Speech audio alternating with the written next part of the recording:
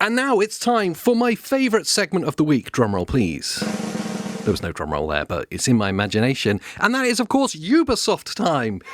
I love it when Ubisoft make the news because they make the news most weeks and it's almost always funny. This week, it's actually not that funny. It's actually kind of interesting because are Ubisoft finally listening? Now, this comes in a recent interview with the exec producer of Assassin's Creed, who has shone some more light onto the delays and what we should expect from Assassin's Creed Shadows when it finally does drop next year, and the reasons for the delays. Exec producer Mark Alex Corte,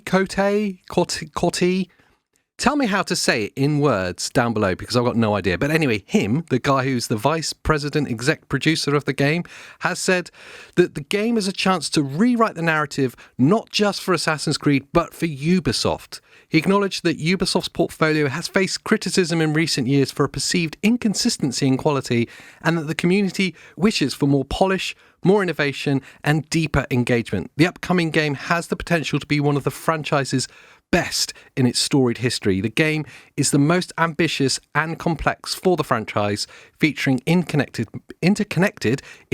say it right, AJ, interconnected mechanics, narrative, and technology. The decision to delay reflects our commitment to delivering an experience worthy of their players' time. So it's clear that the fallout from Star Wars Outlaws was kind of the final straw, not just for us in the gaming community, but also for Ubisoft themselves. I think they've finally listened that a series of crappy releases is enough to give them a bad name.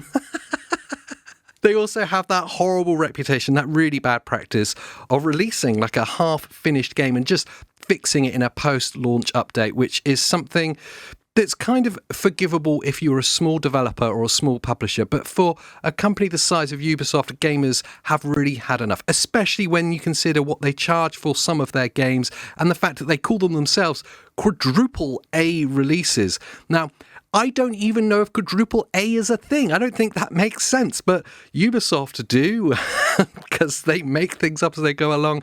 And as gamers, we're kind of sick of seeing half-baked releases that are fixed after launch.